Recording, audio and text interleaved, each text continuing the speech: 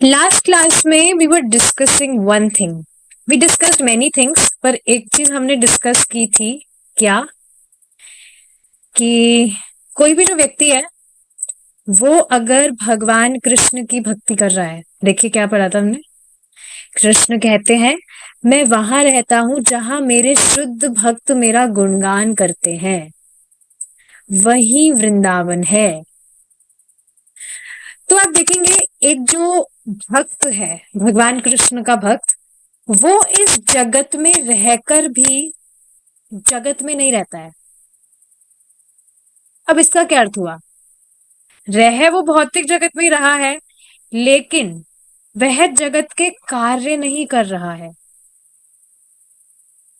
तो जगत में रहते हुए भी वो जगत में नहीं रह रहा है। Why? Because he is exactly performing all those activities which he will be performing, or he might be performing if he was in spiritual world. एक जो भक्त है वो बिल्कुल वही भगवान के नामों का जप करना, भगवान की कथा सुनना, भगवान की सेवा करना, बिल्कुल उसी तरह से वह कर रहा है जो वह अगर आध्यात्मिक जगत में होता, या आध्यात्मिक जगत के बाद आध्यात्मिक जगत में जाने के बाद जो वह करेगा, सेम वो इस भौतिक जगत में ही कर रहा है। तो फिर भौतिक जगत में होते हुए भी वह जगत में नहीं रहता है। कितनी अमेजिंग चीज है ये।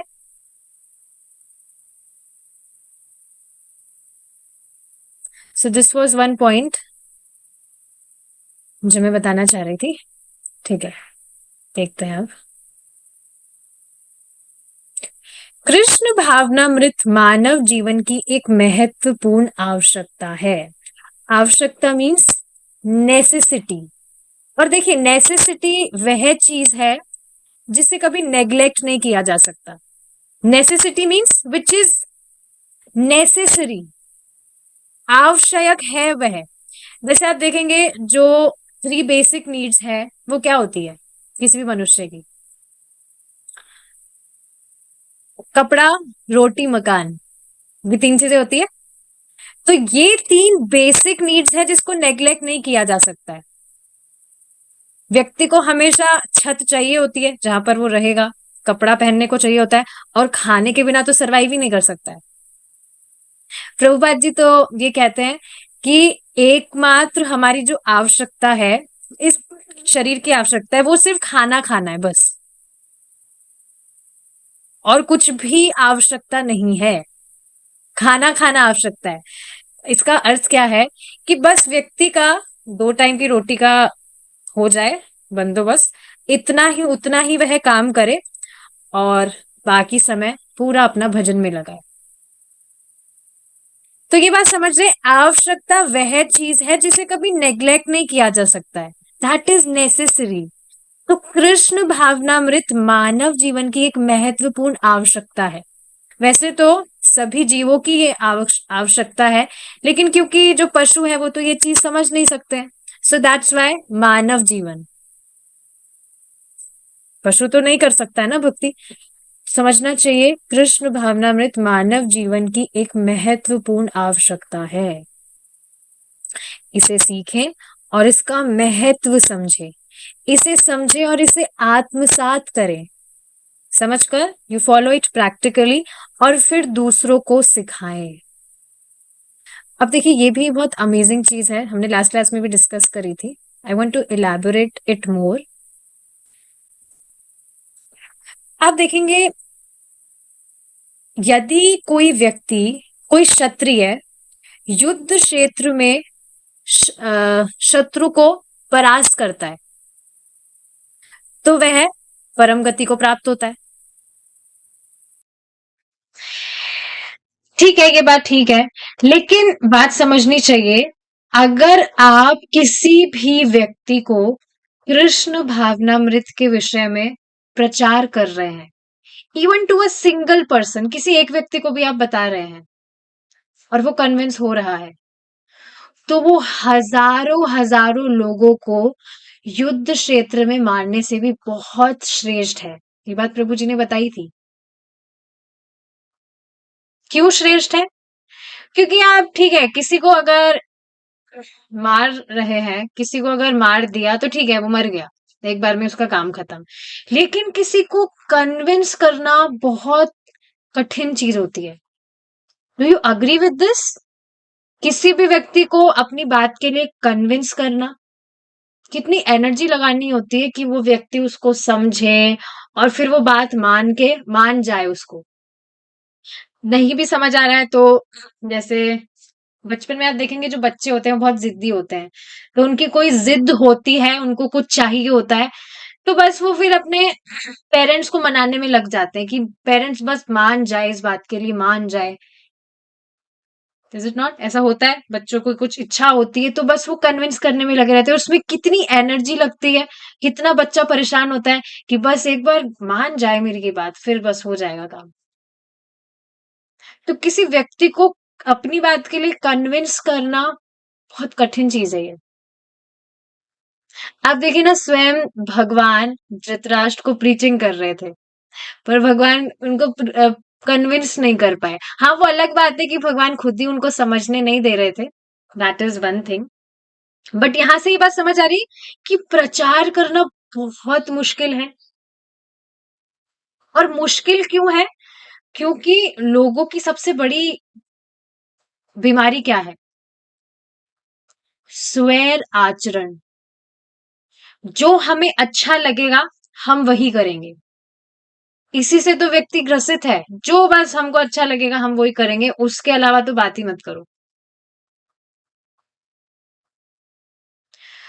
तो उनके इस स्वैर आचरण को चेंज करना किसी की जान मारने से अधिक कठिन है। ये वास्तव में बहुत अमेजिंग चीज है अगर इस पर विचार किया जाए तो।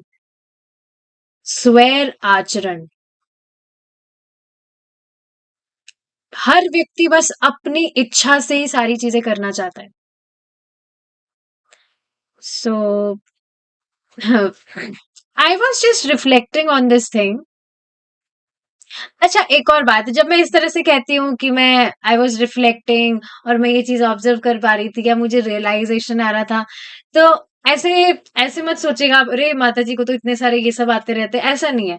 आई just I just want to think, I just have to think. कोई भी बात होती है तो उस पर बस विचार करना होता है मुझे। तो जैसे ये बात है स्वैर आचरण की, तो कोई भी जो व्यक्ति है वो आपकी बात सुनना नहीं चाहता है, लेकिन अगर उससे बहुत ही प्रेम से बात समझाई जाए तो वह जरूर सुनेगा। इसके लिए देखिए प्रभु जी बहुत अच्छा एग्जाम्पल देते हैं। जैसे जो माया है, वो हमें कभी भी ऑर्डर नहीं देती है कि तुमको ऐसा करना ही होगा। She gives us ideas. तुम्हारा उसके बारे में क्या विचार है? Is it not? कभी भी अगर माया हमको ऑर्डर करेगी तो फिर हम कभी भी बात नहीं मानेंगे कि हम क्यों माने, मैं हम नहीं मानेंगे तुम्हारी बात, हमें क्या समझ रखा है ये वो। तो इसी तरह से आप देखेंगे, किसी को हम आइडियाज देते हैं या किसी को भी हम प्रेम से समझाने का प्रयास करते हैं तो संभावना है व्यक्ति समझता है उस बात को। So these days I am just trying to become soft. मतलब सॉफ्ट कैसे? जैसे पहले मैं बहुत पीछे पड़ जाती थी कि क्यों नहीं कर रहे हैं, आपको करना चाहिए, कितना वाला हुआ, ये हुआ वो हुआ, बहुत मैं पीछे पड़ जाती थी। But now I am just chill कि ठीक है, कितना भी जब कर रहा है करो, पर तुम करो कुछ, बिल्कुल एकदम बहुत ही आराम से। आई am just going in flow. जिसको जैसे करना है करो, बस करो।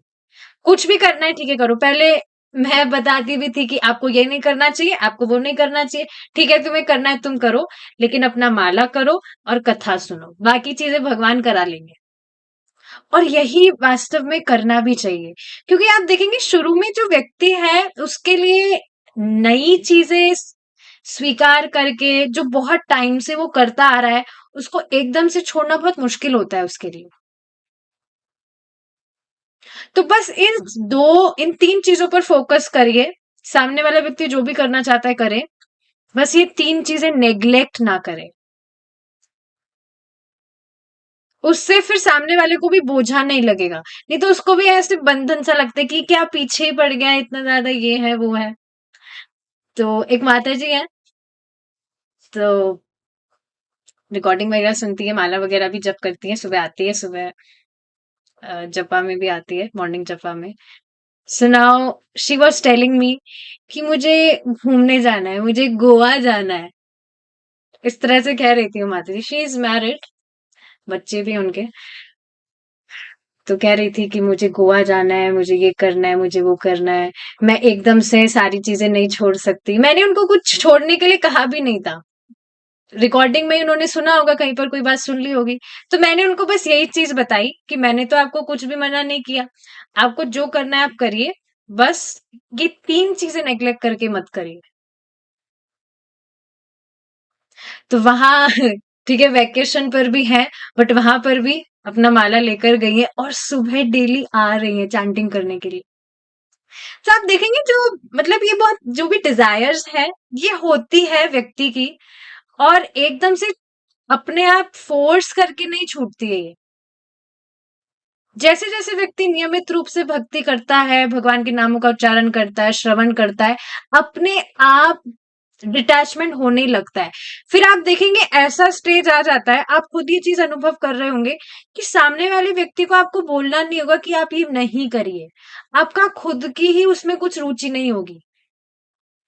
जैसे बहुत से भक्तों की कहीं पर बाहर घूमने जाने की, वैकेशन पर गोवा जाने की तो कोई इच्छा नहीं ही होगी, या और भी बाकी सारी चीजें हैं, मूवी देखना, ये करना, वो करना।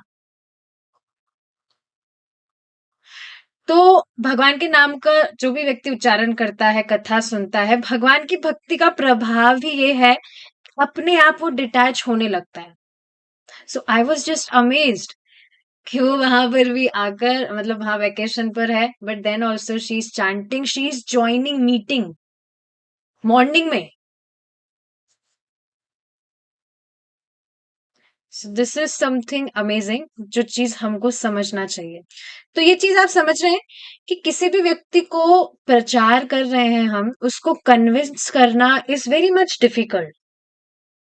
जान से तो कोई आतंकवादी भी मार ही रहा है किसी भी व्यक्ति को, लेकिन अपने प्राण को भगवान को समर्पित करने की ये जो कला है, इसको सिखाना बहुत कठिन है। जान से तो ठीक है, अटैक वगैरह भी नहीं हो रहा है, फिर भी लोग मर ही रहे हैं ना। लेकिन किसी को भगवान के प्रति आप किसी को भगवान के प्रति अनुकूल भाव से युक्त कर देना, मतलब वो समझे कि हाँ, भक्ति तो करनी चाहिए, ये बहुत कठिन है। तो ये सच में आज की क्लास का टेक अवे पॉइंट है कि जिसको भी आप प्रचार करने का प्रयास करते हैं, उनके पीछे, मतलब पीछे इन सेंस उनको फोर्स मत करिए। You can give them gentle reminders for sure, पर एकदम से सारी चीजें मत बताइए, ये भी करना है, वो भी करना है। पहले मैं सारी चीजें बता देती थी कि हाँ, अब आपको एकादशी का व्रत भी करना है, अच्छी बात है, करना चाहिए, ये वो। बट अब एकदम से सारी चीजें नहीं, एकदम धीरे धीरे। क्योंकि भक्ति is a marathon, is like a marathon. ऐसा नहीं है कि कुछ टाइम के लिए करना है और हो गया। शुरू से ही जैसे आप देखेंगे घर बनता है, तो जो दीवार की जो नींव है उसको बहुत स्ट्रांग बनाना होता है, तब जाके अच्छा स्ट्रांग उसकी मजबूती होती है, जो भी घर है, जो भी कंस्ट्रक्शन होता है।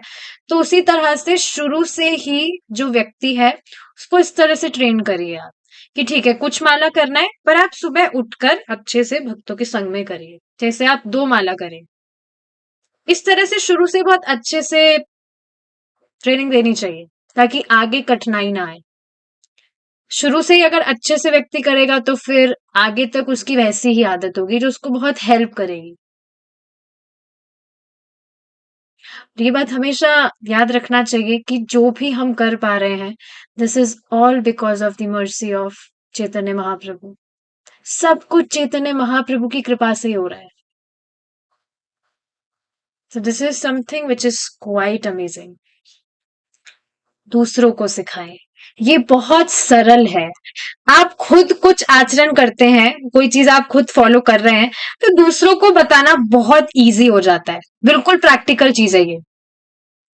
जैसे कोई मैथ्स का क्वेश्चन आपने सॉल्व किया, आपसे सॉल्व हो गया वो, अब आप किसी दूसरे व्यक्ति को भी उसको समझा सकते हैं, सामान्यता अगर बात की जाए तो उसी तरह से हम जो भी प्रोसेस प्रैक्टिकली फॉलो करते हैं, so it becomes easy for us कि हम दूसरे को भी अच्छे से बता सके। ठीक है, एक बार इसको रीड कर लेते हैं। यदि आप अपराधहीन अवस्था में महामंत्र का कीर्तन करते हैं तो सब कुछ आपके भीतर से प्रकाशित हो जाएगा, क्योंकि कृष्ण आपके भीतर ही स्थित है। अब ये भी बहुत इंपॉर्टेंट चीज है समझने वाली कि ठीक है, we are chanting our 16 rounds, सारी चीजें हम अच्छे से कर रहे हैं फॉलो, लेकिन ये चीज समझनी चाहिए कि हम जो चैंटिंग कर रहे हैं, सबको पता है कि अच्छे से ध्यान पूर्वक चैंटिंग करना चाहिए, अटेंटिव चैंटिंग करना चाहिए, नहीं करते तो वो ऑफेंस होता है। लेकिन ये चीज हमें बार बार याद रखने की बहुत जरूरत है कि हम हमारा 16 माला का जप तो कर रहे हैं, अटेंटिवली नहीं भी करते हैं तब भी 2 ढाई घंटा तो जाता ही है, तो क्यों ना अच्छे से ही कर लिया जाए।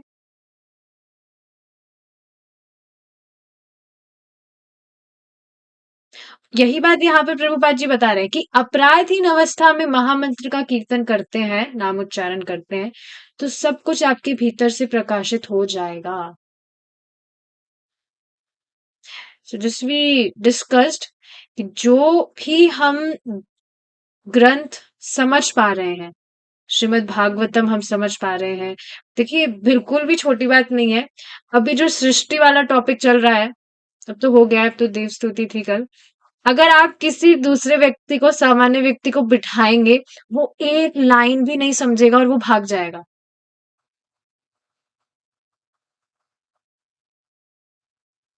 मुझे भी ऐसा नहीं है सारी सारी बातें समझ में आती है, बट स्टिल आप देख रहे हैं हम समझने का प्रयास करते हैं, तो ये सब कुछ हमारी चैंटिंग की वजह से हो रहा है।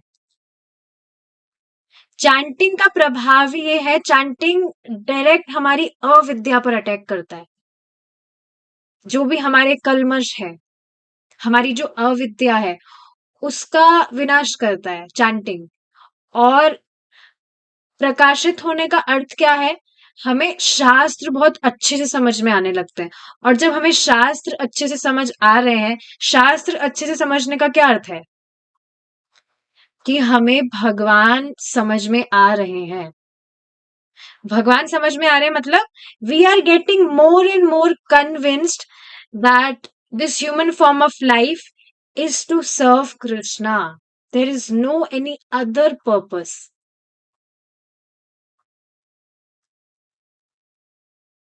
तो ये है चीज, कृष्ण आपके भीतर ही स्थित है, जो प्रकाशित करते रहते हैं सारी चीजें। यदि आप दृढ़ हैं और कृष्ण के साथ ही कृष्ण के पारदर्शी माध्यम गुरु महाराज में आप श्रद्धा और विश्वास रखते हैं, तो वहां कृष्ण उपस्थित हैं। ये चीज भी हमने डिस्कस करी थी, इस पर मैं कुछ बोलना चाह रही थी। ये चीज हमने डिस्कस करी थी कि जो भी बात हमें प्रामाणिक भक्तों से सुनने को मिलती है, वह वही बात है जो यदि अगर भगवान कृष्ण हमारे सामने साक्षात होते, जो बात भगवान हमें कहते, वही बात हमें प्रामाणिक भक्तों से भी प्राप्त होती है। यस, याद आ गया। आप देखेंगे, is it not astonishing? What? परंपरा में सुनने का अर्थ क्या है? जो स्टार्टिंग से, स्टार्टिंग मतलब जो स्वयं भगवान कृष्ण से आ रहा है। तो आप सोचिए, क्या ये एस्टोनिशिंग नहीं है कि भगवान ने अभी तक, मतलब कितना टाइम हो गया है, लेकिन फिर भी भगवान ने ऐसी व्यवस्था बनाई रखी है कि ये जो ज्ञान है ये खंडित नहीं हुआ है। काफी सारे इम्पर्सनलिस्ट हैं जो अपनी अपनी व्याख्या से कुछ भी घुमा फिरा रहे हैं, बट फिर भी आप देखेंगे प्रामाणिक ज्ञान जो स्वयं भगवान कृष्ण से चल के आ रहा है वह अभी भी विद्यमान है, जो कि हमेशा रहेगा भी। But what I want to tell here is that is it not amazing opulence of Krishna, कि कृष्णा कैसे सब कुछ अभी भी अरेंज किए हुए हैं, कि जो स्वयं साक्षात भगवान कृष्ण कहते वह परंपरा से हम तक पहुंच रहा है। बिल्कुल भी सामान्य बात नहीं है ये। और किसी भी व्यक्ति को अगर ये बात एक बार चमक गई कि प्रभुपाद जी के आंदोलन में जो भी हम शिक्षा ले रहे हैं, जो भी ग्रंथ हम पढ़ रहे हैं, यह एकदम ठीक ठीक ज्ञान है, then for him there will be no scope of deflecting, कि वो डिस्ट्रैक्ट हो, वो एकदम स्थिर होकर भक्ति करेगा। अगर एक बार ये बात उसके दिमाग में चमक गई तो, कि ये वही एग्जैक्ट ज्ञान है जो स्वयं भगवान कृष्ण से आ रहा है। और वो बात कैसे चमकेगी? जब नियमित रूप से भक्ति करेगा। So this is just amazing opulence of Krishna. कभी भी उसका पतन हो ही नहीं सकता है, एटलीस्ट सिद्धांतिक पतन। नैतिक पतन कभी, जैसे कुछ 4 नियम है वो कभी कुछ भंग हो गए, ऐसा कुछ हो सकता है, पर सिद्धांतिक पतन उसका कभी नहीं हो सकता है।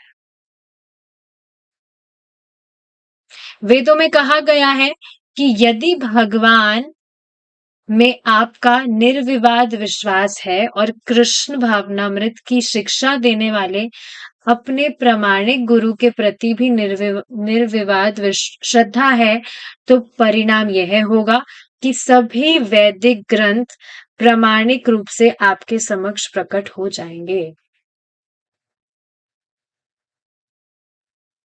इस पर एक और बात हमने डिस्कस करी थी, कल डिस्कस नहीं करी थी, पहले किया था किन्हीं आचार्यगण के आविर्भाव दिवस पर, कि ठीक है, ये बात सच है कि हम अगर भगवान के नामों का उच्चारण करते हैं तो जो वैदिक ग्रंथ है वह उसका पूरा ज्ञान अपने आप हृदय में प्रकट हो जाता है, पर उसका कह नहीं सकते ना कि कितना क्या टाइम लगे।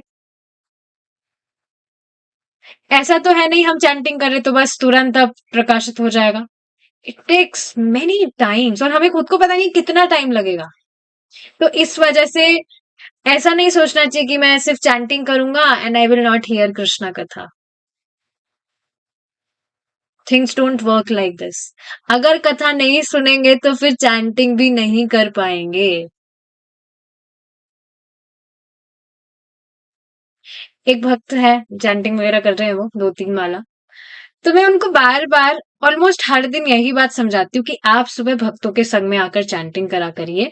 आप देखिए ग्रुप में अन्य भक्त भी हैं जो आपके बाद से स्टार्ट किए हैं, but still they are chanting more rounds than you, क्योंकि वो संग भक्तों के संग में जप कर रहे हैं। पर उनको ये बात समझ ही नहीं आती, ही स्ट्रगलिंग, बोल रहे हैं कि नहीं मैं अपने आप से करके बताऊंगा, ये करके बताऊंगा, वो करके बताऊंगा, बट नहीं हो पा रहा है। तो ये सारी चीजें इंटरलिंक्ड है, ऐसा नहीं है कि हम एक चीज करेंगे तो दूसरी चीज महत्वपूर्ण नहीं है। यह प्रक्रिया आध्यात्मिक है, इसके लिए किसी भौतिक योग्यता की आवश्यकता नहीं है। अनेक तर्कवादी लोग जिन्हें अनुभूति नहीं हुई है वे भ्रम में डूबे हुए हैं और अपना समय व्यर्थ बर्बाद कर रहे हैं। अब इस पर भी एक बात मैं बताना चाहूंगी कि देखिए कई बार देखा जाता है काफी भक्त काफी सालों से चैंटिंग कर रहे हैं, बट स्टिल वो अपने जीवन में कोई अनुभव नहीं देख रहे, ट्रांसफॉर्मेशंस नहीं अनुभव कर रहे हैं। उसका एकमात्र कारण है चैंटिंग सही से ना करना। कोई भी व्यक्ति भगवान के नामों का उच्चारण कर रहा है, ऐसा हो ही नहीं सकता उसके जीवन में कुछ परिवर्तन ना आए। तो अब गलती क्या कर रहा है? वो हरे कृष्णा बोलने की जगह वो किशमिश किशमिश कर रहा है। हरे कृष्णा बोलने से लाइफ में ट्रांसफॉर्मेशंस आते हैं, जो भी पूरा हरे कृष्णा महामंत्र है। लेकिन अगर उच्चारण में ही हम गड़बड़ कर देंगे, जो प्रोनाउंसिएशन है भगवान के नाम के अलावा, वो तो फिर कोई दूसरा नाम हो जाएगा ना। तो फिर कैसे ट्रांसफॉर्मेशन आएगा? या फिर जल्दी चैंटिंग निपटाने के चक्कर में बहुत जल्दी जल्दी चैंटिंग करते हैं, जिससे भी प्रोनाउंसिएशन बिगड़ जाता है। या सुबह आप देखेंगे जो भक्त हैं वो सो जाते हैं चैंटिंग करते करते। तो अगर इस तरह से हम हमारी साधना कर रहे हैं, तो हाउ कैन वी एक्सपेक्ट कि ट्रांसफॉर्मेशंस हमें आने चाहिए? भगवान के नाम को हमें कुछ सिखाने की जरूरत नहीं है कि मैं इतने अच्छे से कर रहा हूं तो आपको देना होगा। भगवान के नाम का स्वभाव ही है, जो जिस तरह से, जिस सिंसियरिटी से, जिस भी तरह से वो जप करेगा, उतना उतना भगवान उसको प्रकाशित करते जाते हैं, रिवील करते जाते हैं। तो ये चीज समझने वाली है कि अगर हम हमारा चैंटिंग अच्छे से नहीं करेंगे, तो ट्रांसफॉर्मेशंस अनुभव नहीं करने के कारण we may quit Krishna consciousness, which is a big misfortune. क्योंकि ऐसा देखा गया है, काफी लोग काफी काफी सालों से करते हैं, पर वो चैंटिंग नहीं कर रहे हैं, वो कुछ और ही कर रहे हैं। या तो मन में चैंटिंग करेंगे या प्रोनाउंसिएशन सही से नहीं करेंगे, तो फिर नहीं आता है ट्रांसफॉर्मेशन। फिर कहते हैं हम तो इतने टाइम से हरे कृष्णा कर रहे हैं और कुछ हो ही नहीं रहा है। मैंने खुद ने देखा है। तो ये चीज है जो समझनी चाहिए। ठीक है, इसके अलावा क्या है, अनेक तर्कवादी लोग जिन्हें अनुभूति नहीं हुई है, वे भ्रम में डूबे हुए हैं और अपना समय व्यर्थ बर्बाद कर रहे हैं। वे अपनी शिक्षा से कितना भी ज्ञान अर्जित कर ले, वे मूर्ख ही बने रहते हैं। देखिए, भगवान कृष्ण की भक्ति कोई भी व्यक्ति कर रहा है, so it is like giving birth to two childrens, that is वैराग्य और ज्ञान। ये अपने आप ही आने लगते हैं। और क्या आप इस चीज को ऑब्जर्व कर पा रहे हैं? लेकिन अगर कोई व्यक्ति बहुत बड़ा ज्ञानी है और भगवान की भक्ति ही नहीं कर रहा है, तो फिर वे मूर्ख ही बने रहते हैं। This is what Prabhupada ji Singh, वे अपनी शिक्षा से कितना भी ज्ञान अर्जित कर ले, वे मूर्ख ही बने रहते हैं। परंतु हमारे कृष्ण भावना भावित विद्यार्थी अपने जीवन में, अपने सुख में और अपने यौवन में परिवर्तन का अनुभव करते हैं। यह वास्तविकता है। तो ये चीज है जो समझनी चाहिए कि कोई भी व्यक्ति अगर भक्ति कर रहा है, तो वैराग्य और ज्ञान अपने आप होने लगता है। और कोई ज्ञानी बन रहा है और भक्ति नहीं कर रहा है, तो फिर वो श्रम ही कर रहा है। ये हमने कल पढ़ा था, लेकिन इसमें कुछ और पॉइंट्स निकल कर आ रहे हैं, that's why I am reading it again. मेरे प्रिय युवक और युवतियों, मैं आपसे प्रार्थना करूंगा कि आप कृष्ण भावनामृत को बहुत गंभीरता से अपनाएं, तभी आप सुखी होंगे और आपका जीवन पूर्णता को प्राप्त होगा। एक और बात समझनी चाहिए, प्रभुपाद जी जो भी बात बताते हैं, बता रहे हैं, दैट इज रियलाइज्ड नॉलेज।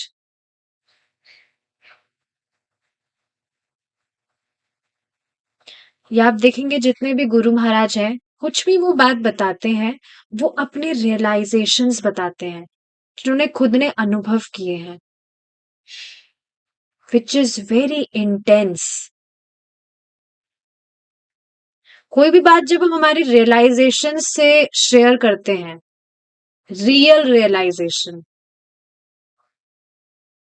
तो उसकी इंटेंसिटी अलग ही होती है। एक तो आपने बस पढ़ लिया और हाँ समझ लिया, लेकिन पढ़ने के बाद आपको कुछ रियलाइज होता है, तब आप कुछ शेयर कर रहे हैं, दैट उसकी इंटेंसिटी अलग होती है।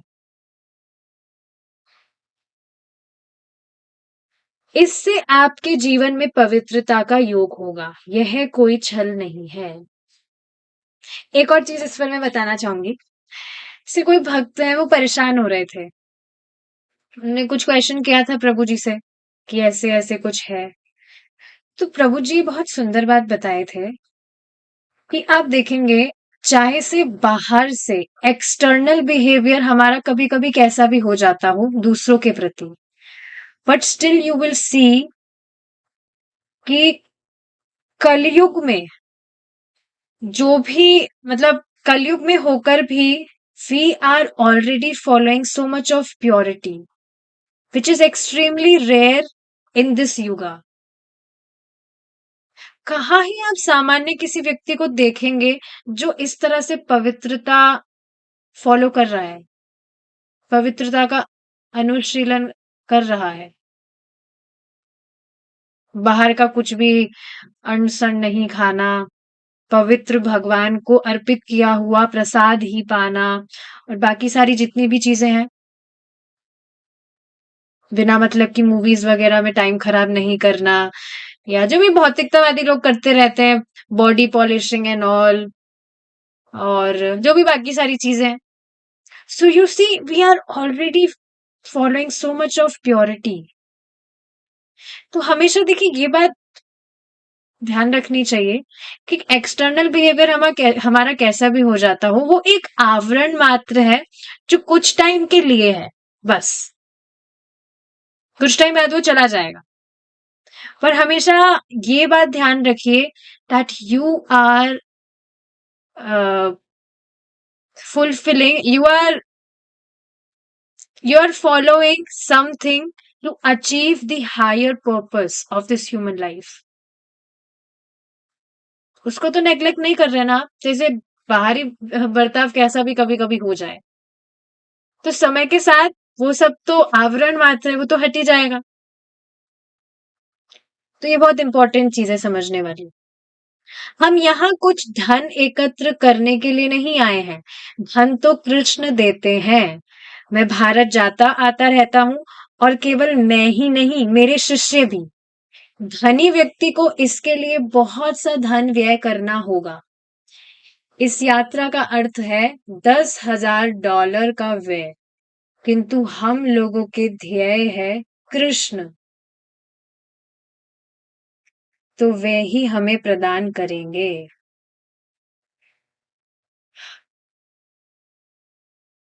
Try to understand this thing that we are into Krishna's mission। हम भगवान कृष्ण के मिशन में हैं।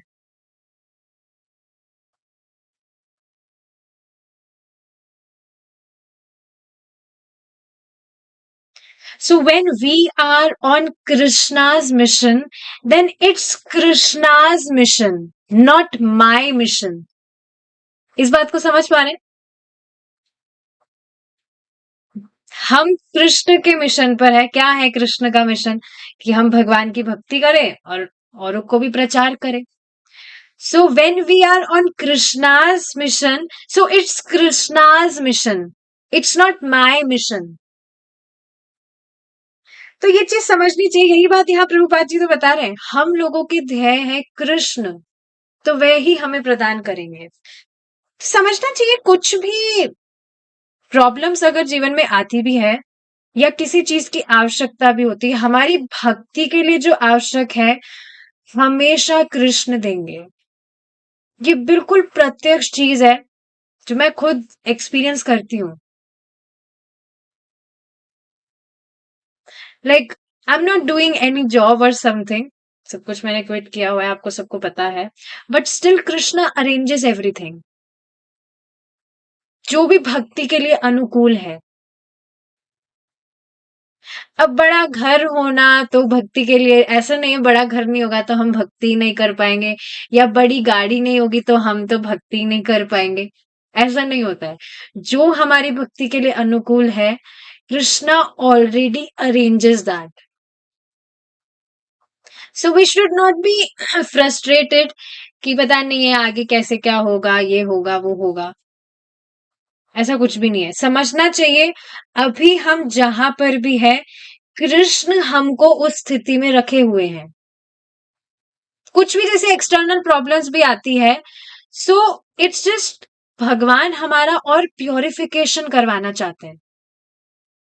कि हम उन सिचुएशंस से कैसे डील करें। ये बहुत ही ज्यादा सूक्ष्म बात है अगर इन पर विचार किया जाए तो। और एक बार ये बात समझ आ गई तो फिर परेशान होने का तो कोई स्कोप ही नहीं है। देखिए प्रभुपाद जी क्या बता रहे हैं, मैं नहीं जानता कि धन कहाँ से आता है, किंतु कृष्ण देते हैं। कृष्ण भावनामृत में आप सुखी रहेंगे। आप युवा पीढ़ी के हैं, अपने देश और समाज के फूल हैं। कृष्ण भावनामृत की इस दिव्य पद्धति का अभ्यास करें। तो ये बात समझ रहे हैं आप, ये बहुत ब्यूटीफुल लाइन नहीं है? मैं नहीं जानता कि धन कहाँ से आता है, या कुछ भी व्यवस्था हमारे जीवन में होती है हम नहीं जानते, पर कृष्ण देते हैं। कृष्णा अरेंजेस। कई बार तो ये क्वेश्चन तो हमेशा ही चलता होगा दिमाग में, दैट मैं कैसे, मतलब यहाँ कैसे आ गया, मैं जो भी चीज मैं फॉलो कर रहा हूँ मुझे कैसे भगवान ने चूज कर लिया। भगवान से कोई गलती नहीं होती, ये बात हमेशा ध्यान रखनी चाहिए हमें। But Krishna is so merciful, Krishna is allowing us कि हम उनको सर्व करें। ये बहुत ही अमेजिंग चीज है। कृष्ण देते हैं। कृष्ण भावनामृत की इस दिव्य पद्धति का अभ्यास करें, सुखी रहें और दूसरों को सुखी बनाएं। यही जीवन का वास्तविक लक्ष्य है। There is no any other purpose. और शुरू में ये बात किसी व्यक्ति को बतानी भी नहीं चाहिए। आपका एकमात्र लक्ष्य है कि आप भगवान की, कृष्ण की शरण में रहें, भगवान कृष्ण की शरण में, और उनकी भक्ति करें। उसको समझ नहीं आएगा और दूसरे दिन ही वो भाग जाएगा। Because for him right now what ever he is doing, उसके लिए वो ज्यादा महत्वपूर्ण है। वो नहीं समझ पाएगा, इतना हैवी डोज वो स्वीकार नहीं कर पाएगा। And that's why we are reading these books in sequence. शुरू से हम सीक्वेंस से प्रभुपाद जी की बुक पढ़ रहे हैं, एकदम सीक्वेंस में सारी चीजें बताई जा रही है। और बाद में जाकर आता है भागवतम, गीता भागवतम, जो हम प्रभु जी की क्लास में सुन रहे हैं। तो आप देखेंगे प्रभु जी ऐसी कोई छोटी मोटी बातें नहीं बता रहे, बहुत मतलब जो भी चीजें हैं वो थोड़ी हैवी चीजें। और वास्तव में जो व्यक्ति भक्ति करना चाहता है, बिल्कुल मतलब उसका फिक्स हो गया कि वो भक्ति करेगा, वो ही इन क्लासेस को डाइजेस्ट कर पाता है। तो ये सारी चीजें हैं जो हमें समझनी चाहिए। तो इससे हमारा जो 4th चैप्टर है इस बुक का यहाँ पर पूरा होता है। We will start with our new chapter in our next class if Krishna is willing. We will stop here now. Srila Prabhupada की जय, निताय गौर प्रेमानंदे, हरि बोल। All glories to the assembled devotees. Hare Krishna.